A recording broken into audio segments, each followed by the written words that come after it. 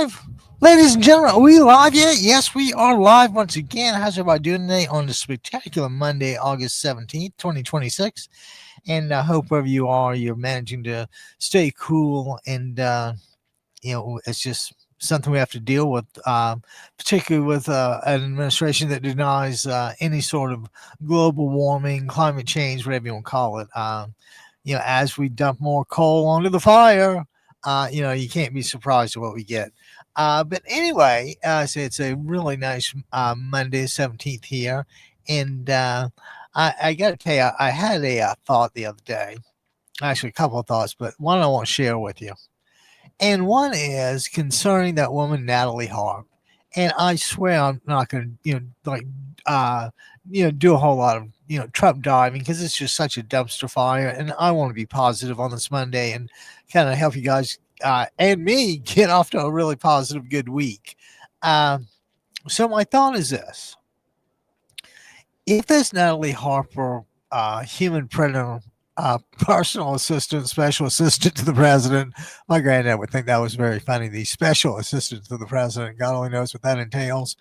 But the special assistant to the president, who is in charge of following him around all day long and printing out positive articles about him or positive things about him. God only knows what they really are, but they profess to be news articles and, and highly accurate polls, as you can imagine. So anyway, so let's say this woman does this, God knows how many times in an 8-hour shift. I'm sure knowing Trump, it might be a 12 or 16-hour shift because he does believe in slavery. And so anyway, so she's with him all this time and constantly handing him news stories to make him feel good that more than likely are false. Okay. So you have this woman constantly feeding the decrepit president of the United States disinformation, stuff that isn't true about how great and famous and popular he is. Now, to my way of thinking, doesn't it sound kind of like treason? I mean, isn't she painting a world for the president that, ain't the world? I got to tell you, this could only be a Vladimir Putin thing. I mean, I don't think he's terribly sophisticated, but then again, you don't have to be terribly sophisticated to outwit that orange tinged subhuman creature that's occupying the White House. So yeah, I mean, what if somebody else lied to him all day? What if it was a Democrat that lied to him all day? It'd be treason in a heartbeat. With or without a trial. It's not like Trump believes in formalities like trials and constitutions and civil rights and criminal rights and all that stuff. So isn't that odd that you can have a woman do that? Okay. And now something else I have been wanting to tackle just head on, and I'm just going to dive right in because it's that important. Everybody's aware that we're being painted as socialist and communist and, God only knows what. When the guy in the White House is a pedophile, it astounds me. But somehow or other, if you're president, you get a pedophilia pass or something. So anyway, let's see. Oh, yeah. So, and my point is that, I said they're trying to paint us as socialist, communist, all that stuff. And guys, the real crucial thing to remember is this election isn't necessarily about us. It's about getting rid of Trump any way we can. And if it's the farthest left Democrat that's running for the seat, whatever seat it might be, if you're a Democrat, you have to vote for him. It's the only way. We cannot let the perfect be the enemy of the good. I said the object of the game is to try to stop Trump as to the best we can and as soon as we can. And if we go splintering in different directions, God only knows what kind of manipulative opportunities just might present themselves. And with particularly in a light turnout, tight race. I mean, trust me, these guys aren't. They don't really care about playing the game. They just care about winning in power. And the wild thing is, we've never really, I mean, short of Richard Nixon, and Nixon was nearly this bad. And now, see, Nixon was what?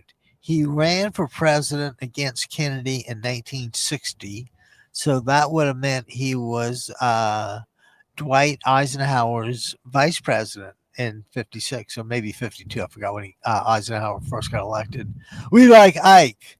And, that was a real election of its time. We had just gotten through World War II, and here was one of the guys that, they accomplished the Berlin airlift that helped rebuild Japan into our allies. See, that's American. Bombing stuff and leaving it for everybody else to clean behind. That's Trumpian. And why would anybody do that? And it's a relatively simple answer. And coincidentally, it's one of the key. It will be proven to be one of the keys to the election. And I think at this point, how I always preach credibility, and credibility means worthy of being believed, not not like a Ken Paxton joke where he, hangs out with his mistress in London over Christmas and oh, how's the family, that kind of thing. Okay, so what I'm saying is that you know, like I said, if it's the farthest left, you got to do it. If it's the most distasteful Democrat, you got to do it. Uh, we have to stay united. It's just a bad, division in our ranks at this particular point in time. I mean, I welcome a healthy debate. Let people talk about it. I don't care. See who's got the better argument. Um, and I just think that's perfectly fair. But in this, and I say I've been calling it an all hands on deck emergency. And when it's all hands on deck, it's really, like the boat's going down. And the truth of the matter is, the way I see it, he ran the boat that is America up on the rocks, and we're leaking holes because the hull's been punctured. The first thing we got to do is plug the holes and get the boat off the rocks. And I think the Democrats will going to take that exact same approach. It's so guys, please don't, and remember that saying, you can't let, I mean, in your own personal lives, I understand it's great, but you cannot let the perfect be the enemy of the good. You cannot hold out for a perfect Democrat, uh, but when we've got tons of really good ones that can win. And it's like everything else, you don't win unless you stick together. And I really want to preach democratic unity, like I say, from here on out. Oh, and but I was talking about a key to the election and credibility. And I had come across this morning. I didn't hang with the New York Times too long because I just wanted to get the view from overseas, or at least Europe or London. And after a while, you just hate giving the guy airtime. I mean, short of every other reference to him being, that stupid SOB, there's no point in publicizing his name unless publicize the negative parts of it. And you got to do it in a way that people kind of know what you're doing. I have, anyway, we'll leave that for a while now. But my point was underscored. Where was it? Oh, yeah. There was an article in the Financial Times, actually on the opinion page, and it was by a woman from Indiana, coincidentally, Rana Forhuauer, and the article was titled "AI and the Politics of Respect," and I'm just going to touch briefly on that. But to people today, respect means being a man of your word, doing what you're going to saying what you're going to do and doing it, following through, doing it. Okay. I mean, I can't emphasize how really crucial that is. So anyway, and Rana's point was that this was how nice it would be to have somebody. Are you ready for this? That's decent. someone that's got credibility, uh, that shows a little respect every now and then. How far would that go in an election? I mean, I'd like to think that it counts for a lot, and I would really go out on a limb and take a sip of water.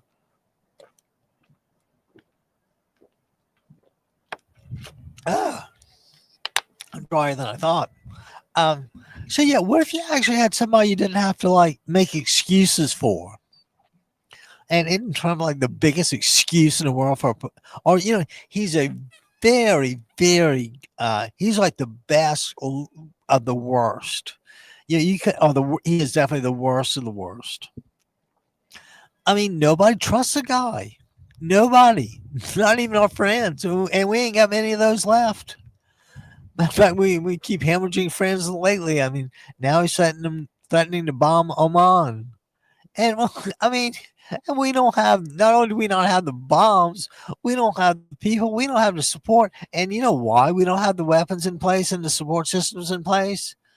Geez, could it be because maybe the Secretary of War, pretty boy, Pistol Pete Kegseth, maybe kind of tapped the old keg a few times. He didn't read How to Wage War 101.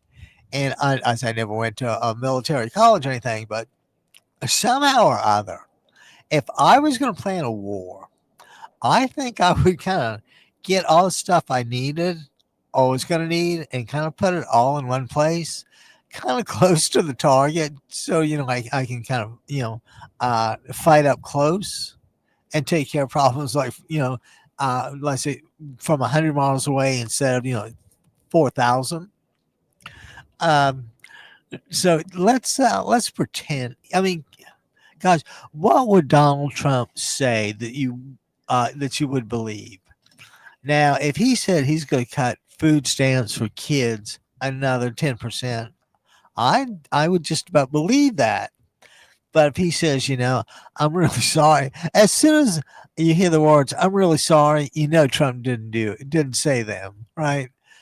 Can you imagine being just incapable of being wrong as he shows? I paid $6 a gallon for gasoline yesterday and considered myself lucky. I saw one place at 6.70. That's $6.70. And I was glad to pay 5.97 9 when we'll go ahead and be a sport and round that up to $6 a gallon. And uh, when you make a couple billion a year, it's really easy to show somebody, just it's like he's quoting Sarah Palin about that $4 gas that's like say 5.97 in California. Suck it up, Buttercup. Well, I mean that's not exactly a sign of respect. And the way Trump has disrespected the American public, I can't see a happy ending because I mean, people don't put half $1 billion into a ballroom and then move out. When you make these kind of renovations, it looks like you kind of plan on staying for a while. And let's say, who would be shocked if you had to have the federal marshals come in and march him out? Melania's, you know, sometimes I think she has an incredible sense of timing. Sometimes she knows just when not to be seen. And, this, this is pretty much it. Like I say, the boat's on the rocks. And something, he just didn't get blown onto the rocks. You kind of, anchor might drift or, and so I said he didn't just drift into the rocks. He took a running full speed, full throttle down, uh, and just ran the thing. And to make it even funnier, you got Peter Navarro, who's, I mean, is there a more lower? Is there a lower thought of economist than Navarro? Besides maybe Cudlow, kind of. But there's somebody else that kind of reminds you that I'll think of it in a minute. Uh, Cudlow. Anyway, meanwhile, back in the ranch, you get what I'm saying about. Uh, I say you got Peter Navarro writing in the an editorial for the New York Times. Oh, and then there was another thing I kind of saw. This in the Financial Times. It kind of made me laugh. And it was about don't give up on Trump's Gaza peace plan. And I think when he means peace plan, I think that means that that's code for Trump gets a piece of every transaction. Is what kind of peace deal that is. You know that they need some weapons. Oh, why don't you buy them from my son's drone factory? Can I do that? Sure, go right ahead. I'm in the board, but don't let that worry you, man. I mean, it's only a couple mil, right? Oh, and just to show you the value of money in different places, in San Francisco, they've automatically got property that's really expensive because downtown San Francisco is really small, and what you got Pacific Heights, the district, uh, outer Richmond. I think there's like 5 or 6 districts, and there's no doubt about it. It's just a beautiful place. I mean, San Francisco is really cool, and I mean the whole coast of California is cool. But once you get up near like Mendocino and all that, and take that drive through Cambridge and send Simeon up to Big Sur. I mean, that's pretty much the best California has to offer. Unless you want to go all the way through the redwoods, which I would highly suggest because that's just stunning and you can drive through most of it. So let's isn't that a great way to spend that $6 a gallon gasoline in California? Let's go on a road trip. And yeah, I'm going to hopefully be doing a little road tripping sooner or later. So I'm not going to ask you guys to if you go to the home page, I'm not going to ask you to tap the button. I'm not going to ask you to click or I'm not going to ask you to do any of that stuff. But what I will ask you to do is take a look at that old PayPal donate thing on the democracyradionetwork.com homepage. And what I'm going to ask you to do, like I said, I'm not going to ask you to click, not going to ask you to tap, not going to ask you, twirl a dead chicken over your shoulder. No, no, no, no, no. You don't have to do any of that. All you have to do is smash the living daylights out of the thing. And let's get those contributions coming in, folks. You think Uncle Ab, keeps a roof over his head without working? Of course not. Okay. So anyway, let's the politics of respect. I mean, what if somebody came along, maybe like Tallarico in Texas, or Annie Andrews in South Carolina, or God, you can just. I mean, what if there was someone that's just believable? Would that be enough to vote for him? I think yes. And oh, by the way, talk about credibility and believability, and with a touch of lunacy thrown in. There was an AI picture this morning, and it was a short video, and it was Trump with George Washington, and they're surveying the inside of the ballroom, and Trump is thanking the president for his great ideas. Right. Now, the only thing that could be funnier would be if people knew that was George, I cannot tell a lie. I did chop down the cherry tree, Washington, talking to Don the Con over in the other chair. I mean, and then and it makes the point even more clear about putting him on Mount Rushmore. And monuments and all that, at least the way we do in America, are for people that have like passed on or have done something really significant. And I don't think adding $3.8 trillion to the debt by himself is the kind of thing that is fitting of a monument, unless it's a monument of a sinking ship, because he could well have he may well be proven to be the straw that broke the camel's back. What we wouldn't do to get rid of them, you guys don't know, but we are the U.S., so we've got to fight through this and stay united. Okay. Anyway, so much for that for Rana Farhar's thought on the politics of respect. But, think about this. What would it be like to actually have a uh, decent people in office? What if instead of Don the Con Trump and Shady Vance, what if you had someone like, I don't know, Pete Buttigieg and Gavin Newsom? I mean, who is more likely to help you in those circumstances? I know who I would bet on. Uh, I mean, these guys, they may be politicians, but they don't. How can I put this? They don't have the personality disorders that drive Trump to do the things he does, and and some of those things. Like, let's talk about the late night tweets or truth socials or whatever it is. No, not to mention he wants to charge $100,000 to people or entities to get his Truth Social stock market related posts before anybody else. I mean, is the White House become anything but just a con man's hangout? And the answer is no, because it is a con man's hangout. That's why he gets to hang out with all his criminal buddies. And I still think it's a distinct possibility that after those January 6th criminals get whatever money Trump's going to get to him, because that 1.8 billion is coming from somewhere. I mean, and Trump will steal it from somebody. There's no doubt about that. Um, just like he ripped off the public when he's pleaded for contributions for his ballroom. And then didn't after he got like what 3, 4, 500 million dollars in. They says, I think this might be a security complex, so I think the taxpayer ought to pay for this. And and what happens to the $500 million you took in? Oh well, no, I'll look into it.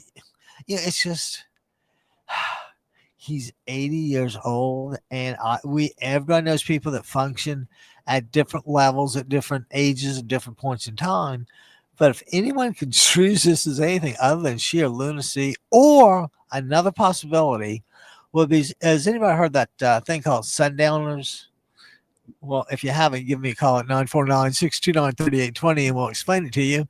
But sundowners, I think it's common to like people with Alzheimer's or dementia or something.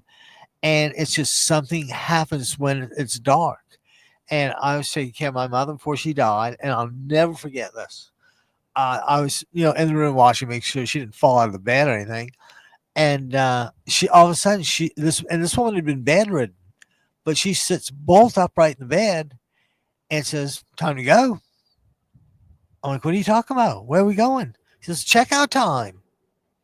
I'm like, "Checkout time?" She says, "Yeah, the motel's going to throw us out." And I don't recall how. I mean, flipped me out completely. But it was one of those things again, only at night. And if you notice, Trump's lunacy seems to peak at right around 2 or 3 a.m. Eastern time. I guess we're lucky we get it at 11 o'clock Pacific time. But yeah, it's obviously a mental disease defect or something. And don't forget, when the Republicans don't call something what it is, they start making excuses for it. And it's like whatever enterprise Trump wants to enter to from the Oval Offices. Okay, fine, boss. Check to it. Need any help? Let us know.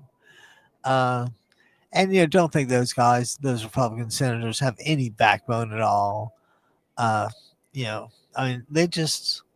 What can you say? They enabled this. They passed on his like cabinet choices, and the theory that, well, I'm going to approve this guy because the next guy's going to be worse. Well, guys, may be true, but your job is to object to this guy because he is the guy in front of you in the hearing. Anything else is speculative, and I mean, I get the point, but I think it's your job to disrupt it now and to vote negatory, and let's not advance that nominee to the full Senate. Like I said, just on top of all this, do you have any idea how bad we have just lost reputationally? We really did used to be the shining beacon. I'm not going to say the shining city on the hill, that's all trite. But I think we used to be like the real lighthouse, like a real beacon, calling people to have a better life and to, to become an American. You don't need any special proof. You just have to, know a little history and take a test and make a declaration. There's no place else like this. And, our business structures is fairly friendly. People could argue that Democrats aren't, but I'm going to tell you, without the Democrats in there, you'd have an environmental disaster proportions like you would not believe. As a matter of fact, I was thinking this morning I'm going to try and get in touch with the local Sierra Club, see if I can get them to come on. I was talking with them and the Western Rivers Conservancy. And the Western Rivers Conservancy, I think, is up in Washington State. And these guys take such an active role in keeping our rivers clean and cleaning up the dirty works. And, those are the charities that probably have to just scrape by. Well, I mean, the Sierra Club, I'm sure, has a decent income. But, some of these other conservancy things really don't make much money. But if anyone's in a mood to donate, sorry about that. There's a place in Utah, in Kanab, Utah, as a matter of fact, and it is called the Best Friends Animal Sanctuary. And whatever animal you have, regardless of size, if you can't take care of it or don't want it, whatever, they will take it. It's the damnedest thing in the world. And see, I mean, people like that deserve to not really struggle for financial support, but they do. So my point is that if anybody's inclined to give a little money, Best Friends in Kanab, Utah is a really fine place. You know, yeah, it was a Gandhi thing about you can tell a lot about society about how they take care of their poorest members. Well, I think that extends down to their pets and animals. And I think you can tell a lot about society by how humane they are to their animals. And as a general proposition, we are pretty humane. We may be selfish about it. I mean, I don't agree with necessarily putting a dog through, a terrible regimen of cancer infusions or anything because it just, I mean, it makes a person sick enough to do that to a dog that can't object and they'll just follow you, with those puppy eyes. You know you owe them something, and what you owe them is, like, was it Ranu? Or what was her name? Rana. It's like Rana kept writing about a little respect. That's all. I think that's all anybody really asks. But Trump doesn't deliver. He doesn't know respect. He knows fear. He knows intimidation. He knows bullying. He knows stacking the deck. He knows, you know, and I'm gonna tell you something. If you spend all your life growing up in New York around kind of shady people, you can't be surprised when you're kind of the shadiest of the bunch.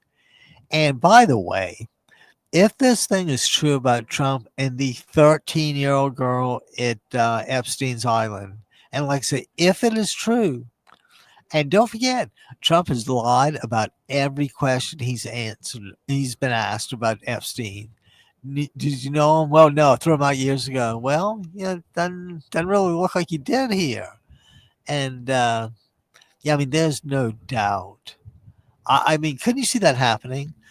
Sometimes I think people want to, hurt puppies or just dominate. And when you're 6'7", 250-pound guy, it's probably fairly easy to intimidate people. I mean, a back slap from you could, like I said, send an old man's dentures flying out. So while we, you know, while we have the chance, please, please, please, let's stay united for this thing. And if you have a thought on the matter, give me a call. The phone lines are open at 949-629-3820. But like I said, I kind of want to hang with the Financial Times for today because, you never know how you look till you had your picture took. And the Financial Times has effectively taken a picture of us, and it reports as of today that get this. I know this will be a shock. Most U.S. voters feel worse off under Trump, uh, and as that kind of might get away the midterms, right? But let's be a little more specific. The polls might show a lot of more discontent. It may show a bit more, the data may show a bit more inflation, right? And how about wages? How about wages going down, going down, going down? And how about just overall consumer sentiment being low? And I invite you guys to look this stuff up. This came from a polling firm called Focal Data. That is FOCALDATA, because I don't have a problem with anybody checking my sources. And according to Focal Data, 53% of registered voters have had their finances deteriorate since Trump took office in 2025. And this is like August 17th of 2026. So 53% of registered voters took a hit. Huh. Financial genius, huh? Oh, and how about, but let's ask just the independents. And I think among those guys, it's 57% of independents and 25% of all self identified Republicans feel worse off. And you know that thing about perception being reality? Well, it's the Natalie Hart version in reverse. Uh, it's just hard to feel good with all this negative data coming in. And now keep in mind, while this negative data is coming in, she's handing Trump articles saying, "You're the greatest president of all time. You need to be on Mount Rushmore. Jesus needs you in heaven. You can just and guess what? That just ain't true." And like I said, to me, that's setting someone up to do something for a really bad ending. I mean, if he and truth matters, I have no idea how he would process those facts. Uh, but I think that once the iceberg is kind of starting to melt, I think that's clearly time to pour a little heat on it and finish the job. So let's see if we can't hang together. We cannot let the perfect be the enemy of the good, and I'll try to quit that. Oh, and how about this? U.S. socialists gain momentum with image reboot and a populist agenda. Well, I'm going to tell you, I've got a thought or two on that. And somebody was trying to make the point that some voters are just so angry that they're just like flipping over the tables by voting for the most radical people. They just want up in there. They're just pissed. They want to flip the table, throw the stuff in the air. They don't care. They just want change. And on the progressive side, it's just the opposite. And so they can point to New York City and say that there's a socialist mayor, even though he doesn't admit it, follow through on his promises. I mean, I don't know about you guys, but Mom Downey's clearly a flawed candidate, as we are all flawed human beings. Uh, but I do respect in some ways what he's trying to do. I think the grocery store in poor neighborhoods is a great thing. I mean, if you've got some right to eat, that means you ought to have some means to get food within a reasonable distance. And I mean, I don't know how many guys walk like streets of New York or anything, but those are kind of weird blocks. Not only are they really big, but the skyscrapers are so tall you never really see the sky, so you never really know where you are. Uh, and that's so I say when he puts a grocery store close to whatever it is, I have absolutely no problem with it. Uh, Matter of fact, I don't even care if they break even. And if they at least break even, that'd be excellent. But people that means something to somebody. And I kind of want to take that a step further. And as you know, is there's a actually you don't know this. There's a call and as part of the Gaza uh, article in the editorial section today. Uh, the argument was that Hamas has declared they want to put their arms down and live peacefully. Why don't you why don't you take them up on it? Why don't you take them up on it and see what happens?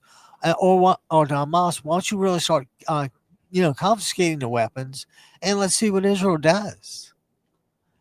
But there's no Arab, or I guess that wants peace, that's capable of a Gandhi like intervention. Uh, that's I say there's no doubt in my mind that, let's kind of go back to square one. It ought to be against any body's religion to have incorporated in it the destruction of another state, another people, whatever it is. I mean, Hamas has the destruction of Israel like number one on their hit list. And guys, I said there's no doubt in my mind that if the Hamas and Palestinians wanted to live peacefully, I think the Israelis would be the first to help them build a world class economy. I mean, they don't want to keep dealing with this either. And you talk about squandering reputation.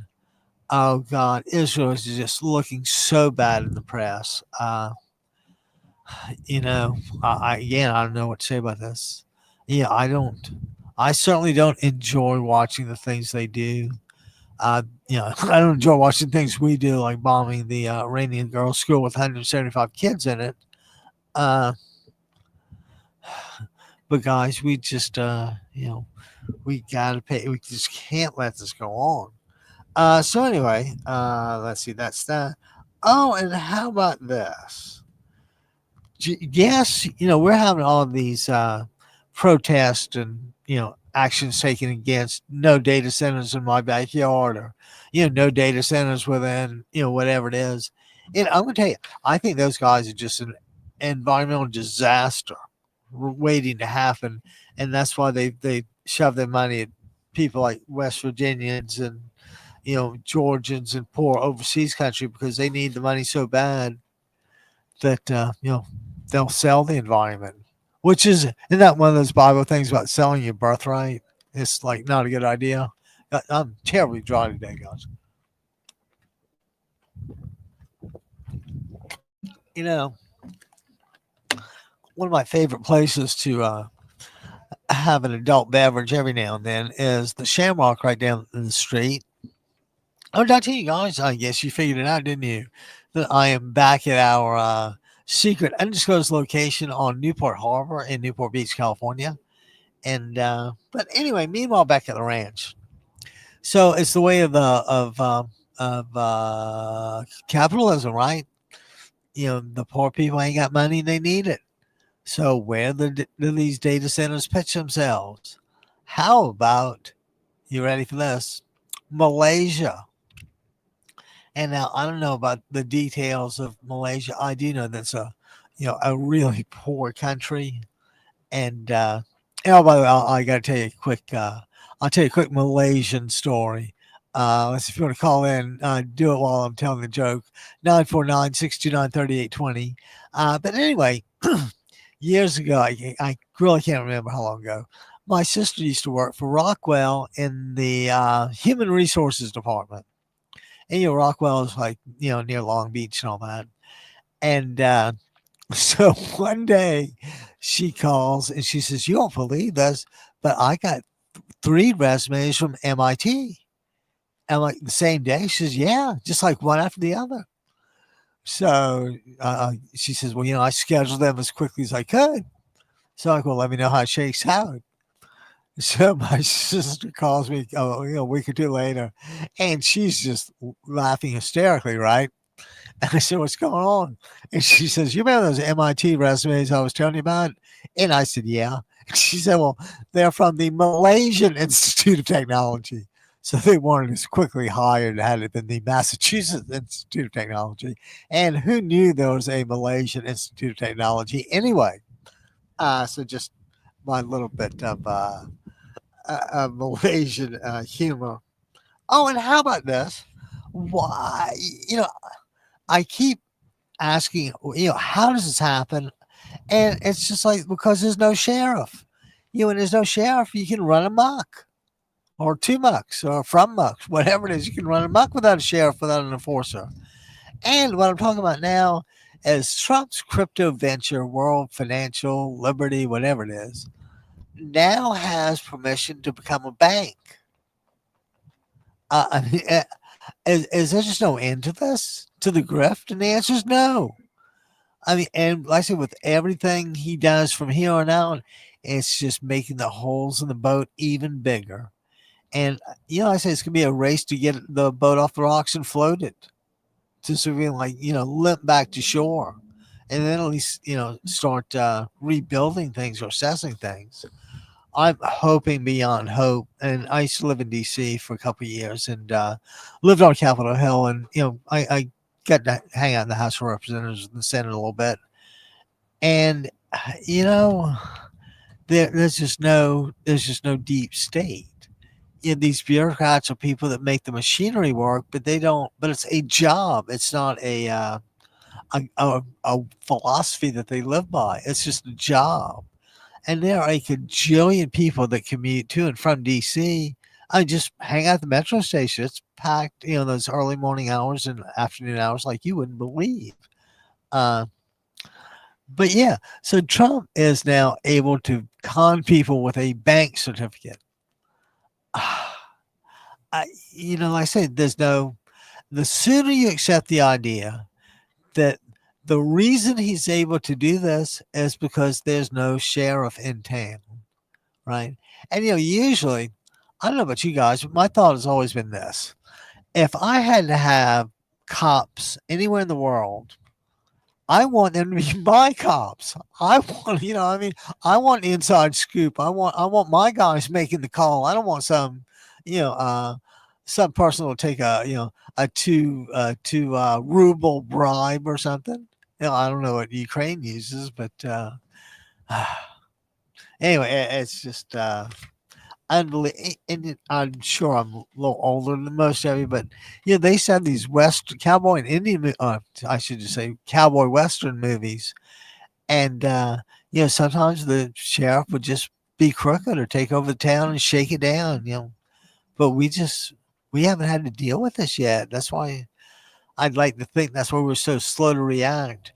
But I don't think that we were slow to react as much as the Republicans just panicked about the possibility of losing their job, their precious job, and losing an election. Instead, what do? They hug Trump like you would hug a Christmas tree if you hadn't seen one in ages, right? I mean, oh Donald, my Lord, my Savior, all this stuff. And like I say, the deal with him and George Washington was all too funny. And then I've actually been to the Mount Rushmore and the Black Hills and all that stuff. And the Badlands, And God, I can't imagine crossing the Badlands. Uh, but anyway, so on Mount Rushmore, if my memory serves me correctly, you have George. I cannot tell a lie. I did chop down the cherry tree, Washington. And then you have Honest Abe Lincoln. And then don't you have Teddy Roosevelt? I think you got Teddy Roosevelt. Uh, Gamesman, conservation guy, national park, established national parks, if I'm not mistaken. And yeah, no, he could have done that. Well, maybe, I don't know. So anyway, you've got these icons of American history, and you can just imagine why you would not want Donald Trump's image up there. It might be now. I hate to go out on a limb like this, but I like to. It could be because that 34 count fraud conviction, and in the essence of fraud, like lying or deceit or something like that. Whatever it is, it's crooked, right? And just to excuse all that. Oh, not only excuse all that, but I should mention this daily. But again, as part of the president's credibility problem, and then by extension, the Republicans' credibility problem, uh, you just know you can't trust them. You just can't. Uh, so anyway, so Trump gets a banking license. Now you can only assume or imagine what a financial genius like Trump would do with a crypto venture linked to a bank. Like Jeremy Clarkson on the old Top Gear. What could go wrong, right? Uh, but guys, and a lot of times I think that people are so angry they just want some order imposed and some sort of equitable treatment. Uh, they don't really, it's not really very supportive when your president says, I know there's this affordability problem, and the Democrats say affordability, and it's a hoax. And oh, by the way, you don't mind paying an extra dollar for gas to make sure Iran never has a nuke, do you? And well, like, how do you equate those two? Yeah, you think your war just automatically stop this? This is I guarantee you in every Iranian foreign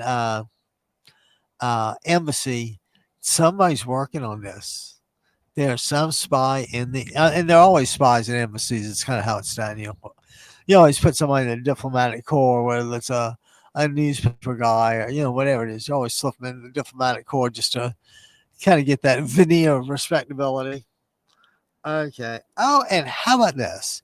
You guys heard there? You may or may not know this, but there's a trading firm in New York called Jane Street, Jane Street, and they bet against some AI stocks. And you know what those wrong trades cost them? How about $15 billion? Not many firms can take a hit like that. These guys can, but and they may have had insurance of some sort for that. Oh, and another thing, there was an article about AI and jobs for young people, and I think the conclusion was that even in its preliminary state as it is, firms are routinely using AI at least to scan the initial resume and cover letter. And somebody can be rejected in 2 seconds because it just scanned a certain way. And I think there's genuine discouragement. I don't, I'll keep my ear to the ground a bit more. I'm gonna start going to some college Democrat meetings, so I will definitely get the vibe. Uh, but let me ask you this: if Trump had to regulate AI, would he regulate it in favor of the tech companies, or would he regulate it in favor of like the regular social media user? Yeah, I think we know the answer to that one, don't we? Uh, yeah, I mean, it's really hard to explain how just slimy the guy is. Uh, yeah, I say he's so slippery. He makes an eel look difficult. He's just, oh my god. Okay, guys, and so let's see where we're. Oh, okay, AI and the jobs with the young. So yeah, they're not. And another thing, kids don't seem to be going right to the startup mode to do something on their own. And I personally think that may be because of the cost of it to entry or the barriers to entry. I mean, some things you can do with the website, and some things you can. Some things require, and don't forget, you got to go through the process of designing a website, linking a bank account to it, having an online firm like Stripe, whatever, do the clearinghouse or PayPal. There's a cajillion things that need to be done, or maybe not a cajillion, but there are a few things you have to be done, and I think young people are guided more towards action than paperwork. And to do that stuff is just a boatload of paperwork. And I think it takes an exceptional young person to do this. And furthermore, it always helps when your first deal goes, right? How do you know it'll go? There's no guarantees. Uh, but, don't forget, if you were in D.C. and you had no power, like, a minority in the House, minority in the Senate, there ain't so much you can do. And as trite as it sounds, elections do have consequences. In this instant, in this instance, rather, the price is just way too high. And please, Democrats, stick together, stick together, stick together. And I always try to mention this like once or twice, but I'm going to do it again just because it feels so good. And I'm going to mention that I think, can't be too sure now, but I think I'm going on a limb with this one for you. But I think that Trump has a credibility problem. I think that people don't believe a word he says. Uh, and I don't think that's a healthy way to run a country. I'm pretty sure that economies need stability and peace and all that. But I got to tell you what I was thinking about the time since Vietnam, and it's been so good for so many people, much less when you back it up to World War II and the baby boomers. We've had it so good for so long, and the Chinese, I think it was, came up with a saying about how the Americans were ripe for the picking because they had eaten too many cheeseburgers. In other words, we had life so good, we got fat, dumb, and lazy.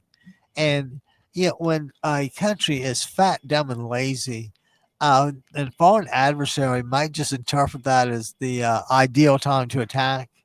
And by the way, if we were attacked on our own shore, nobody be surprised about it now. I mean, we don't have any friends in the world. We don't have any, and if you don't have friends, you don't have allies. I know it's possible to ally with an enemy, but get real. We really want guys on the same side, but nobody's on our side. Nobody. It's just staggering. I mean, Canada, Mexico, England, and I should just say the EU instead of just naming countries.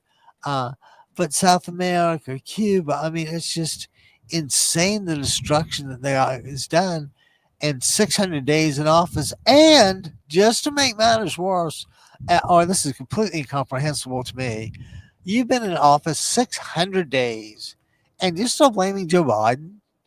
And it was really funny. Today they held up some sort of thing about drug prices going down a whole lot, and Trump's got the newspaper showing it off. He's really proud. But then if you read the article, it says that most of the savings is due to a Biden era program. I mean, the guy's just stupid. And Annie Leibovitz, the I don't know what you call her, the cool photographer from New York City. Anyway, she was on something or other the other day, and she said, like the scary part is he's just stupid. Then she looks and says, he's so stupid. You don't know anybody that's as stupid as he is. And then I looked at her and she said, trust me, you don't know anybody as stupid as Trump is. And so, Franny's been around for a while. She's a pretty shrewd judge of character. And it was just there. It was just right there for the world to see. So, guys, it's Monday afternoon. We've got a really good week coming up. On Thursday, we have Laura Lacco from Mission Viejo, California, not far from here, still part of Orange County, the OC. And Laura is running for city council in Mission Viejo. And as quite the coincidence, her sister in Kansas will be running for Secretary of State. I mean, like she cleared the primaries and she's in the general. So we're really looking forward to talking to Laura. And then I think next Monday we lead off with David Petty, and David is on I think the water board. I don't have it in front of me, but yeah, it was. We got him, and those down ballot elections are crucial. We have to reclaim the infrastructure if we want to help it. It's obvious these guys the Republicans aren't into helping the infrastructure, and you know why? Because they're so good with money, right? Uh, and I do this all the time, but I really think that when Donald Trump asks for, or anybody asks for ballroom, or a lot of ballroom, or big ballroom, I think they just ought to give him like a big pair of underwear or something. That way he's got like all the ballroom he would need. But that's just old Abby's unique perspective on this. So guys, let's see. Oh, and also we've got Hugh Gwynn, who's running for council in Westminster, and there's somebody else that I will get back to you. Oh, it's fun. Now I had asked a guy from Huntington Beach, Keith Ellis, if he wanted to come on, and Keith was telling me that he didn't have an opponent in the general, and if I didn't want to, so he was uncontested. So if I wanted to use that time for somebody else, he understood. And and if he's an unopposed candidate, he's in a really good position to see what's going on down there or out there. And I don't know if you guys know this or not, but traditionally Huntington Beach has been a little on the surf Nazi side. It's funny. If you go south of Huntington, like to Newport and all that, it's instantly more mellow. You go Huntington and north, and people get real aggressive about their waves and their beaches and all that. And I mean, I've been there, I've done that too. And you don't want to have everybody coming and steal your waves, but it's a sport. You just got to compete, and get your own waves. Uh, but these guys will flatten off for your tires, and they'll make life really difficult. And you won't want to go back after you lose four tires. It's just a nightmare. So anyway, just thought I'd pass that along. But yeah, we've asked Keith to consider coming on and giving us a rundown on Huntington Beach. I haven't seen. I go there to use the gym in the mornings, and it's a distinctly different crowd. And I really want to know what the vibe is. You see less Trump stuff.